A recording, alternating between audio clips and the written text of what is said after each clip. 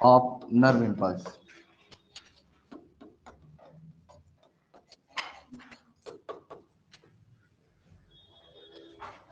इसमें हम लोगों ने कल जनरेशन की बात की थी कि 3 प्रोसेस पढ़े थे।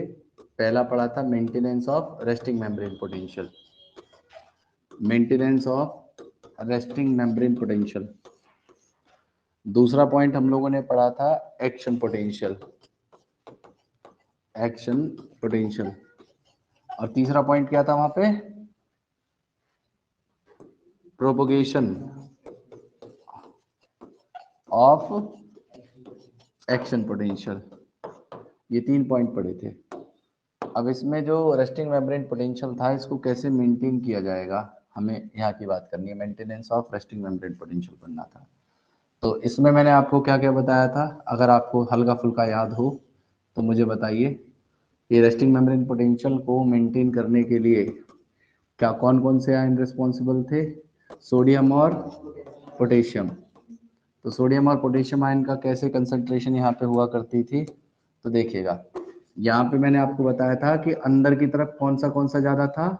पोटेशियम ज्यादा था, सोडियम कम था, और प्रोटीन जो थी नेगेटिव चार्ज वो ज्यादा थी। और बाहर की तरफ पोटेशियम कम था, सोडियम ज्यादा था, और प्रोटीन्स कम हुआ करती थी। और यहाँ पे जो आयन चैनल्स लगे हुए थे, ये 3 चीजों के लिए थे, सोडियम, पोटेशियम और प्रोटीन।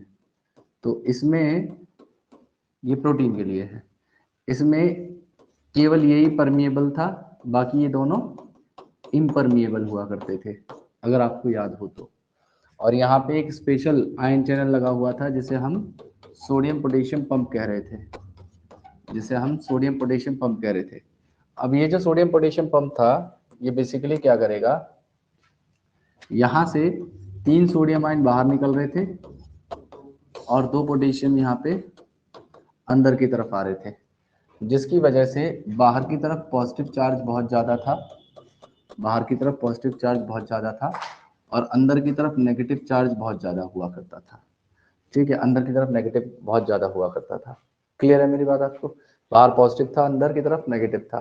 फिर मैंने आपको एक बात बताई थी कि एक स्टिमुलाई आया था, और स्टिमुलाई आने की वजह से यहाँ पे क्या हुआ था, इस मेम्ब्रेन के अंदर बहुत सारे सोडियम आयन का इन्फ्लक्स हुआ था, बहुत सारे सोडियम आयन का इन्फ्लक्स हुआ था। और जब सोडियम आयन का इन्फ्लक्स हुआ तो अंदर की तरफ पॉजिटिव चार्ज यहाँ पे आ गया था, इस जगह पे पॉइंट पे पॉजिटिव चार्ज आ गया था, इस पॉइंट को मैंने ए कह दिया। अब सोडियम आयन के अंदर आने की वजह से मेम्ब्रेन की जो मेम्ब्रेन पोटेंशियल था वो चेंज हो गया, और यहाँ पे अंदर की तरफ कंपैरेटिवली पॉजिटिव चार्ज और बाहर की तरफ जो है नेगेटिव चार्ज ज्यादा हो गया था। अब ये किस तरीके से प्रोपोगेट हो रहा था, इस पॉइंट ए से इस पॉइंट बी की तरफ जब ये पॉजिटिव चार्ज शिफ्ट होता चला जाएगा तो पीछे का चार्ज नेगेटिव होता जाएगा, और बी से पॉइंट ए पे पॉजिटिव चार्ज शिफ्ट होता हुआ चला आ रहा था। यही सारी बातें की थी। तो हमें आज की बात जो करनी है वो बात करनी है कि किस तरीके से प्रोपोगेशन होता है। मतलब देखो, हालांकि कल बता दिया गया था कि ये चार्ज बाहर की तरफ ऐसे चलता हुआ चला जाएगा और इस तरफ से पॉजिटिव चार्ज इस तरफ होता हुआ चला जाएगा, ये कल बता दिया गया है। अब इसमें क्या है, जो कंडक्शन है या प्रोपगेशन है एक्शन पोटेंशियल का, वो माइलिनेटेड और नॉन माइलिनेटेड जो एक्सॉन्स होती हैं उन पे अलग अलग तरीके से होता है। कैसे होगा तो ध्यान से समझिएगा। देखिए यहाँ पे अगर मैं बात करूं कंडक्शन की या प्रोपगेशन की ऑफ एक्शन पोटेंशियल,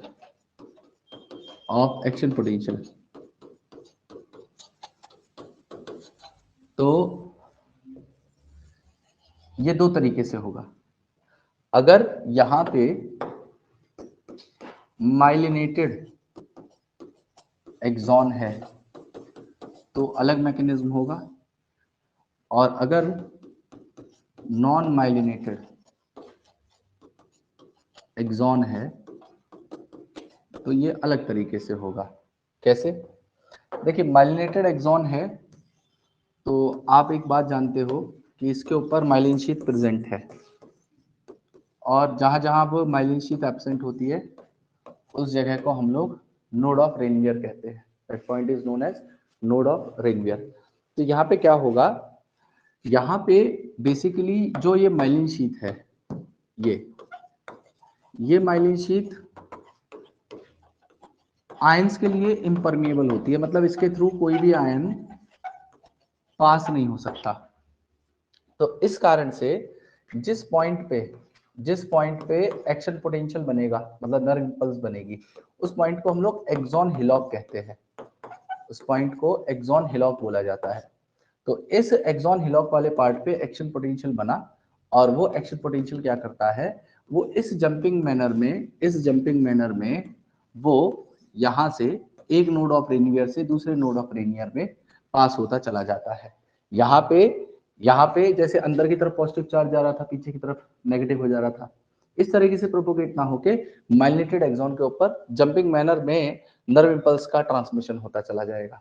और लेकिन अगर नॉन माइलिनेटेड एक्सॉन है तो यहाँ पे वही काम होगा जो हम लोगों ने अभी थोड़ी देर पहले पढ़ा। यहाँ पे क्या होगा, सपोज करो यहाँ पे एक्शन पोटेंशियल इस पॉइंट पे जनरेट हुआ था और आगे की तरफ नेगेटिव है, इस पॉइंट पे एक्शन पोटेंशियल जनरेट हुआ और आगे की तरफ नेगेटिव है। तो आगे क्या होगा, ये जो चार्ज है ये आगे की तरफ शिफ्ट हो जाएगा। तो अभी ये जो एरिया है ये पोलराइज्ड है और ये वाला जो एरिया है ये डीपोलराइज्ड है। ठीक है, इस बात को याद रखना। तो जब ये आगे की तरफ पॉजिटिव चार्ज चला जाएगा और पीछे की तरफ जब ये नेगेटिव हो जाएगा, तो ये जो पोलराइज्ड एरिया हुआ करता था ये डीपोलराइज्ड हो जाएगा, और जो कभी डीपोलराइज्ड एरिया हुआ करता था वो रीपोलराइज होके पोलराइज्ड स्टेट पे आ जाएगा। आई मेरी बात समझ में नहीं आई? मैंने कहा कि ये जहां पे एक्शन पोटेंशियल बना है ये डीपोलराइजेशन वाली स्टेट है, और जहां पे पोलराइज स्टेट है वो रेस्टिंग मेम्ब्रेन पोटेंशियल वाली स्टेट है। ये क्लियर है आपको? अब क्या हुआ कि जब ये इसके ऊपर माइलिन शीट तो है नहीं, तो यहाँ पे आयंस का फ्री मूवमेंट आसानी से हो सकता है, जिस वजह से ये जो पॉजिटिव चार्ज था ये आगे की तरफ शिफ्ट हुआ और पीछे की तरफ नेगेटिव चार्ज आ गया। पहले पॉजिटिव पीछे था, नेगेटिव आगे था, तो जिस जगह पे ये नेगेटिव चार्ज था वो पोलराइज स्टेट, जहां पे पॉजिटिव चार्ज था वो डीपोलराइज स्टेट। अब क्या हुआ है, यहाँ पे जहां पे पहले डीपोलराइजेशन था वहां पे रीपोलराइजेशन हुआ और वापस पोलराइज स्टेट आ गई, मतलब normal resting membrane potential achieve कर लिया उसने। और जिस जगह पे कभी पोलराइज स्टेट हुआ करती थी वहां पे पॉजिटिव चार्ज आने की वजह से डीपोलराइजेशन हो गया। अब इसी सीक्वेंस में ये आगे की तरफ अंदर की तरफ प्रोपोगेट होती हुई चली जाएगी। तो नॉन माइलिनेटेड एक्सॉन के अंदर जो नर्व इंपल्स का ट्रांसमिशन होता है या प्रोपोगेशन होता है वो अलोंग द एक्सॉन मेम्ब्रेन होगा। ठीक है जी। अब अगला हमारा यहाँ पे जो टॉपिक है उस टॉपिक का नाम है साइनेप्स। अगला टॉपिक है हमारा साइनेप्स। क्या होगा साइनेप्स उसे भी समझिएगा। देखिए यहाँ पे एक पहली न्यूरॉन है और ये न्यूरॉन का नर्व एंडिंग है, और यहाँ पे ये दूसरी न्यूरॉन है और इसकी ये जो डेंड्राइट्स हैं वो डेंड्राइट्स यहाँ पे इस तरीके से प्रेजेंट है। तो होता क्या है, इस पहली जो न्यूरॉन है उसका एक्सॉन टर्मिनल और ये जो सेकंड न्यूरॉन है इसका डेंड्राइट, जिस जगह पे पहली न्यूरॉन का एक्सॉन टर्मिनल हो और दूसरी न्यूरॉन का डेंड्राइट वाला पार्ट हो, उस जंक्शन को हम साइनेप्स कहेंगे। ठीक है, तो वो जंक्शन जो पहली न्यूरॉन के एक्सॉन टर्मिनल पे होगा और दूसरी न्यूरॉन के डेंड्राइट वाले पार्ट में होगा, उस जगह को क्या कहा जाएगा, साइनेप्स कह दिया जाएगा। क्लियर है मेरी बात आपको? अब इस साइनेप्स के अंदर क्या होता है बेटा, यहाँ पे एक फ्लूइड फिल्ड कैविटी प्रेजेंट होती है और इस फ्लूइड फिल्ड कैविटी को हम लोग साइनेप्टिक क्लेफ्ट कहते हैं। इस फ्लूइड फिल्ड कैविटी को हम साइनेप्टिक क्लेफ्ट नाम देते हैं। मेरी बात क्लियर है आपको सभी को? तो अब ये जो साइनेप्सेस होते हैं इनका काम क्या है, तो देखो साइनेप्स का काम है किसी भी नर्व इंपल्स को एक न्यूरॉन से दूसरी न्यूरॉन के अंदर पहुंचाना। ठीक है, यहाँ पे अभी तक जो हमने बात करी थी वो थी अलोंग अ सिंगल न्यूरॉन किस तरीके से प्रोपोगेट हो रहा है, लेकिन ऐसा तो नहीं है कि पूरी की पूरी एक न्यूरॉन ही आपकी पूरी बॉडी के अंदर स्प्रेड हो रखी है। आपकी बॉडी के अंदर तो पूरा नेटवर्क है न्यूरॉन्स का। अब एक न्यूरॉन तो अकेले प्रोपोगेट करा नहीं पाएगी, तो उसको दूसरी न्यूरॉन के साथ जुड़ना ही पड़ेगा। तो यहाँ से जो नर्व इंपल्स आई थी वो नर्व इंपल्स दूसरी न्यूरॉन में भेज जाएगी, दूसरे न्यूरॉन से तीसरी न्यूरॉन में भेज जाएगी, और इसी तरीके से वो नर्व इंपल्स का ट्रांसमिशन होता चला जाएगा। मेरी बात आपको सभी को क्लियर है? तो यहाँ पे दो तरीके से साइनेप्स बन सकते हैं। मतलब अगर ये जो नर्व इंपल्स थी वो या तो इलेक्ट्रिक करंट की या इलेक्ट्रिक इंपल्स की फॉर्म में ट्रांसमिट हो सकती है। तो जिस जगह इलेक्ट्रिक इंपल्स की फॉर्म में नर्व इंपल्स का ट्रांसमिशन होगा उसको हम लोग इलेक्ट्रिकल साइनेप्स कहते हैं। और जहां पे न्यूरोट्रांसमीटर के थ्रू नर्व इंपल्स का ट्रांसमिशन होता है उसे हम लोग केमिकल साइनेप्स कह देते हैं। तो हमारे जो साइनेप्सेस हैं वो दो तरीके के होंगे, ध्यान से सुनिएगा। सबसे पहला जो साइनेप्स होता है उसे मैं कह रहा हूं दैट इज इलेक्ट्रिकल साइनेप्स, और दूसरा होता है जिसे हम कहते हैं केमिकल साइनेप्स।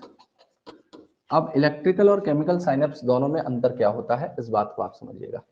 देखिए इलेक्ट्रिक साइनेप्स का मतलब है कि जैसे ये न्यूरॉन का एंडिंग है या साइनेप्टिक नॉब है, या आप एक तरीके से कह लीजिए साइनेप्टिक बटन कह लीजिए इस चीज को। मतलब जहां जहां पे एक्सॉन टर्मिनल हो रहा है ना उस जगह पे ये वाली जगह, ये जो पार्ट है इसे हम लोग साइनेप्टिक नॉब कहते हैं, और ये जो दूसरा वाला पार्ट है ये डेंड्राइट वाला पार्ट है। तो एक बात बताइए, अगर कोई न्यूरॉन पहले मौजूद है तो उसे मैं प्री कह सकता हूँ, और जो न्यूरॉन बाद में उसे पोस्ट कहा जा सकता है। और अगर इस पहली वाली न्यूरॉन के एक्सॉन टर्मिनल का यहाँ पे इस साइनेप्टिक नॉब की मेम्ब्रेन है तो इसे मैं प्री साइनेप्टिक मेम्ब्रेन कह सकता हूँ, और इस वाली की जो डेंड्राइट वाला पार्ट है इसे मैं पोस्ट साइनेप्टिक मेम्ब्रेन कह सकता हूँ, आसानी से कहा जाएगा। तो यहाँ पे ये जो मैंने बनाया साइनेप्टिक नॉब ये प्री साइनेप्टिक मेम्ब्रेन यहाँ पे प्रेजेंट है, और इसके जस्ट नीचे की तरफ यहाँ पे क्या होगा दूसरे वाले पार्ट का डेंड्राइट आता है। एक बात को और याद रखिएगा, जो डेंड्राइट होंगी और प्री साइनेप्टिक मेम्ब्रेन होगी, पोस्ट साइनेप्टिक और प्री साइनेप्टिक मेम्ब्रेन के बीच में जो गैप होगा, इन दोनों के बीच में जो गैप होगा वो गैप बहुत कम होता है, और इसमें क्या होता है इस तरीके से गैप जंक्शंस बने होते हैं। यहाँ पे गैप जंक्शंस बने होते हैं, और इसका रीजन ये है कि यहाँ से सिंपली क्या होगा, यहाँ से जो भी इलेक्ट्रिकल इंपल्स आ रही है वो इन गैप जंक्शंस के थ्रू इसके अंदर ट्रांसमिट हो जाएगी, पहली न्यूरॉन से दूसरी न्यूरॉन के अंदर ट्रांसमिट हो जाएगी। अब दूसरी न्यूरॉन में वो उसकी सेल बॉडी में पहुंचेगी, फिर एक्सॉन में जाएगी, फिर इसके एक्सॉन टर्मिनल में जाके दूसरे न्यूरॉन के अंदर ट्रांसमिट हो जाएगी। तो यहाँ पे इलेक्ट्रिकल साइनेप्स जो होते हैं इनके एक तो याद रखना कि जो साइनेप्टिक क्लेफ्ट होता है, गैप जो होता है जिसे मैं क्लेफ्ट कह रहा हूँ, साइनेप्टिक क्लेफ्ट कह रहा हूँ, वो साइनेप्टिक क्लेफ्ट का गैप जो होगा वो बहुत कम होता है। इन दोनों बीच मेम्ब्रेन के बीच में जो डिस्टेंस होगा वो काफी कम होगा। और दूसरा यहाँ पे जो इम्पल्स आएगी वो बेसिकली एक इलेक्ट्रिकल इम्पल्स होगी, वो एक इलेक्ट्रिकल इम्पल्स होगी, और इस इलेक्ट्रिकल इम्पल्स के थ्रू यहाँ पे नर्व इम्पल्स का कंडक्शन होता हुआ चला जाएगा एक न्यूरॉन से दूसरी न्यूरॉन के बीच में। और ऐसा जो नर्व इम्पल्स का कंडक्शन होता है या इलेक्ट्रिकल साइनेप्स होता है या इलेक्ट्रिकल इम्पल्स जारी होती है ये काफी फास्ट होती है, और ह्यूमंस के अंदर ऐसे साइनेप्स बहुत कम होते हैं, रेयर होते हैं। हमारी बॉडी के अंदर जो सबसे ज्यादा तरीके के साइनेप्सेस हैं वो होते हैं केमिकल साइनेप्सेस, और डिटेल में जो हमें पढ़ने हैं वो केमिकल साइनेप्सेस हैं। तो आइए केमिकल साइनेप्सेस के बारे में जानिए कि केमिकल साइनेप्स क्या होंगे। तो देखिए इन दोनों में डिफरेंस ये होगा कि जैसे सपोज ये फिर से मैंने प्री साइनेप्टिक मेम्ब्रेन बना दी और यहाँ पे पोस्ट साइनेप्टिक मेम्ब्रेन मैंने बना दी, ठीक है, पोस्ट साइनेप्टिक मेम्ब्रेन मैंने बना दी।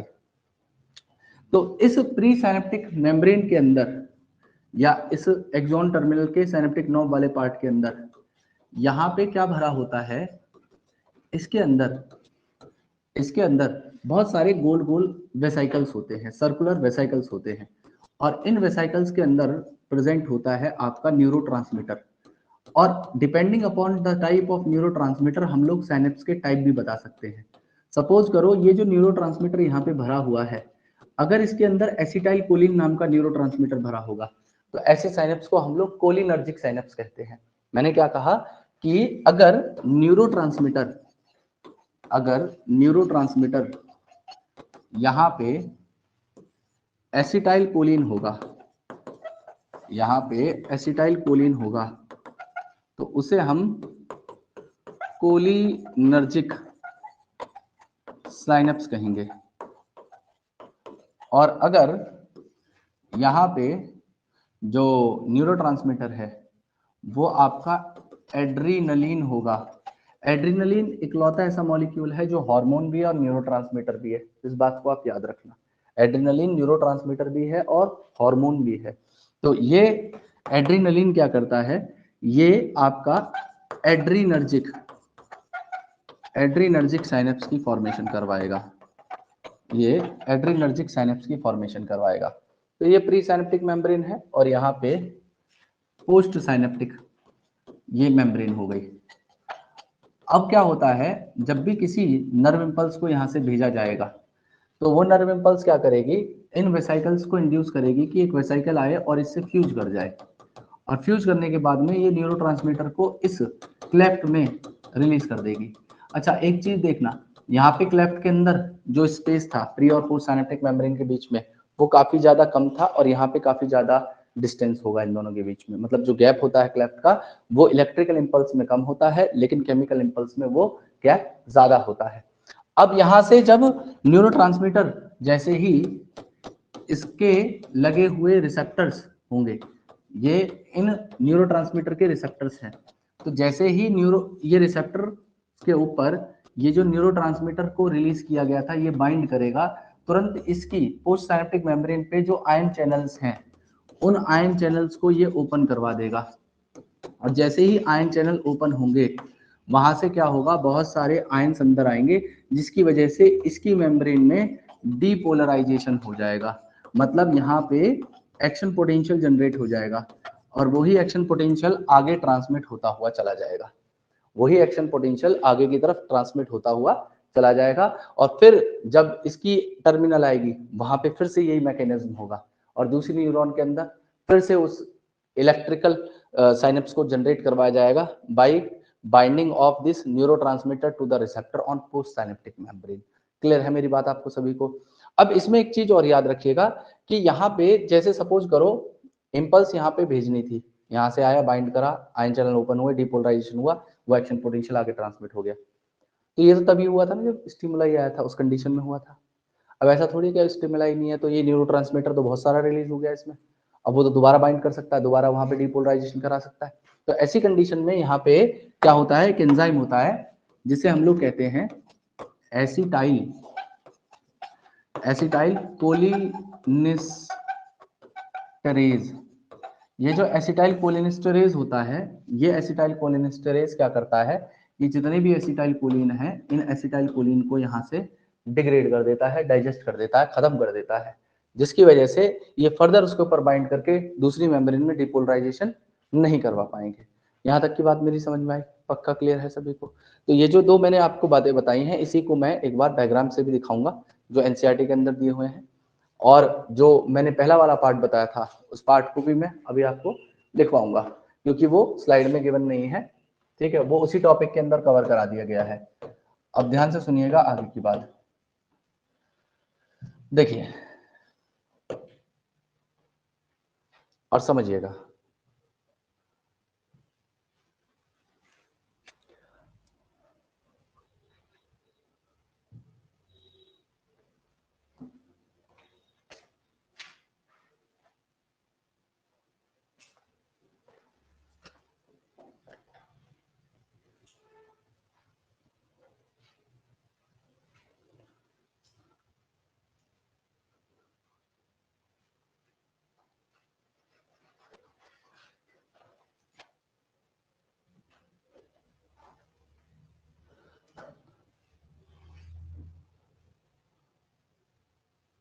देखिए जी, यहाँ पे साइनेप्स की बात हो रही है, तो इसमें लिखा हुआ है साइनेप्स एक फंक्शनल जंक्शन है दो न्यूरॉन के बीच का। दो तरीके के साइनेप्स है, इलेक्ट्रिकल और केमिकल साइनेप्स। इलेक्ट्रिकल साइनेप्स में बताया हुआ है कि यहाँ पे जो मेम्ब्रेन्स होती हैं प्री और पोस्ट साइनेप्टिक न्यूरॉन की, वो एक दूसरे के क्लोज प्रॉक्सिमिटी में प्रेजेंट होती है, और जो इम्पल्स ट्रांसमिशन है वो सिमिलर होता है जैसे कि नर्व जो एक्सॉन होती है, एक्सॉन में जिस तरीके से रिपोलराइजेशन डिपोलराइजेशन हो रहा था उसी एग्जैक्ट मैनर में यहाँ पे नर्व इम्पल्स का ट्रांसमिशन जैसे मेम्ब्रेन के अंदर होता हुआ आ रहा था, अब वो ट्रांसमिशन इन गैप जंक्शंस के थ्रू दूसरे जो पोस्ट साइनेप्टिक मेम्ब्रेन है उसके अंदर ट्रांसफर कर दिया जाएगा। तो यही बात लिखी हुई है कि जो नर्व इंपल्स ट्रांसमिशन है वो सिमिलर है उस ट्रांसमिशन के जो एक्सॉन पे होता चला जा रहा था, और यहाँ पे नर्व इंपल्स ट्रांसमिशन फास्टर होता है केमिकल साइनेप्स के मुकाबले, और इलेक्ट्रिकल साइनेप्सिस बहुत रेयर होते हैं ह्यूमंस में। अगली बात यहाँ पे केमिकल साइनेप्स में बोला हुआ है कि यहाँ पे एक फ्लूइड फिल्ड स्पेस होता है जिसे हम लोग साइनेप्टिक क्लेफ्ट कहते हैं, जो प्री साइनेप्टिक और पोस्ट साइनेप्टिक न्यूरॉन के बीच में होगा।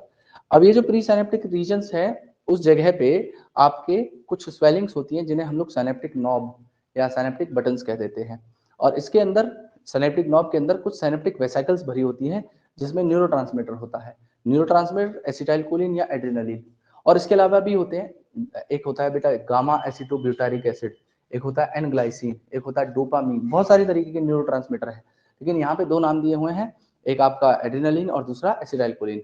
अब इन्होंने बताया कि जैसे ही इंपल्स एक्सॉन टर्मिनल पे पहुंची, साइनेप्टिक वेसिकल प्लाज्मा मेम्ब्रेन से फ्यूज हुए, उन्होंने न्यूरोट्रांसमीटर को यहाँ पे रिलीज कर दिया, वो साइनेप्टिक क्लेफ्ट के थ्रू डिफ्यूज होता हुआ पहुंच गया पोस्ट साइनेप्टिक मेम्ब्रेन के ऊपर लगे हुए रिसेप्टर्स के ऊपर, और जैसे ही वो रिसेप्टर्स पे न्यूरोट्रांसमीटर ने बाइंड किया, वहां पे आयन चैनल्स ओपन हो गए, आयन चैनल ओपन होने के कारण वहां पे बहुत सारे आयंस की एंट्री हो गई, जिसकी वजह से दूसरी वाली मेम्ब्रेन में एक्शन पोटेंशियल जनरेट हो गया। और इन्होंने एक बात और बताई है कि ये जो एक्शन पोटेंशियल है ये एक्साइटेटरी हो सकता है, मतलब किसी फंक्शन को कराने के लिए हो सकता है, और ये इनहिबिटरी भी हो सकता है, मतलब किसी फंक्शन को रोकने के लिए भी होगा। यहाँ तक की बात सभी को क्लियर है? पक्का क्लियर है?